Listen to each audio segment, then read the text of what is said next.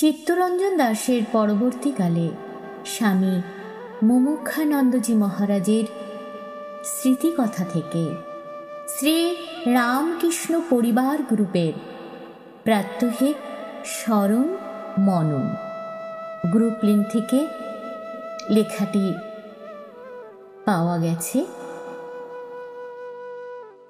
লেখাটির শিরোনাম অন্নপূর্ণা স্বরূপা শ্রী শ্রী মা শারদা।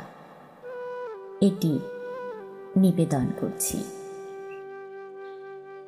একদিন মা পুজো সেরে উঠেছে। এমন সময় রাধুনি এসে বলল, মা, চাল বাড়ন্ত। সাধারণত প্রতিদিন হাঁড়িতে চাল চাপানোর আগে মাকে জিজ্ঞেস করে নেওয়া হতো কজনের চাল নেওয়া হবে। মা কোনোদিন বলতেন আজ 10-11 জনের মতো চাল নাও, কোনোদিন বা বলতেন আজ 2 বার চাল চড়াতে হবে। সত্যি দেখা গেল সেদিন জনা 20 ভক্ত এসে হাজির। আবার কোনোদিন বলতেন আজ সামান্য বসালেই হবে। কোনোদিন অন্ন নষ্ট হতে দেখা যায়নি মায়ের বাড়িতে। সেদিন তেমনি রাধুনি মেয়ে ছেলেটিকে বলেছিলেন আজ জনা 10 জন্য চাল নিলেই হবে। রাধুনি ফিরে এসে চাল বাড়ন্ত বলায় মা বললেন, কজনের বাড়ন্ত? মেয়েটি বললে, এই 2 জনের মতো বাড়ন্ত। মা বললেন, যাও দেখি আর একবার মেপে দেখো। সে বলে, মা, আমি 3 বার মেপে এলুম। মা হেসে বললেন, যাও আর একবার মেপে দেখো। রাধুনি চুপচাপ গিয়ে পুনরায় চাল মেপে দেখে পুরো কাটায় কাটায় 10 জনের বরাদ্দ চাল রয়েছে হাঁড়িতে।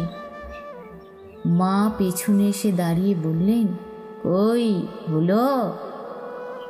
মেয়েটি তো একেবারেই হতভম্ব। একদিন 2 দিন নয় করে এরকম প্রায় হতো। শুধু চাল ডাল নয়, শাক সবজি পর্যন্ত ভাড়ার ফাঁকা। মা বলতেন, গিয়ে ঠিক করে দেখো, পাবেক্ষণ। আশ্চর্য, ফিরে গিয়ে সত্যি সেদিনকার মতো শাক সবজি মশলা ইত্যাদি পাওয়া যেত।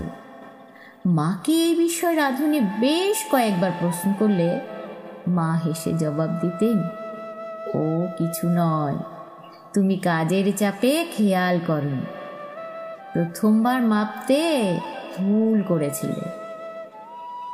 রাত্রিবেলায় সকলের আহার হয়ে যাওয়ার পর পদ্মাপার মানে পূর্ববঙ্গ থেকে স্ত্রী ও পুরুষ মিলে 6-7 জন ভক্ত এসে উপস্থিত। আমি পরিবেশন করছিলাম। জানতাম যে হাঁড়িতে আজ ভিজে ভাত আর নেই। মা বললেন, হাঁড়িতে ভাত আছে। নলিনী ও আমি দুজনেই গিয়ে দেখলাম হাঁড়িতে ভাত একেবারেই নেই। আমার মন বলছে ভাত আছে, এই বলে মা নিজেই দেখতে গেলেন এবং 2-3 জনের উপযোগী ভাত বের করলেন। কিছু রুটি সকালের জল খাবারের জন্য প্রস্তুত ছিল। সেই রুটি ও ভাতে সকলেরই রাত্রির আহার কুলিয়ে গেল। এই হচ্ছেন আমাদের সাক্ষাৎ অন্নপূর্ণা শ্রী শ্রী মা শারদা।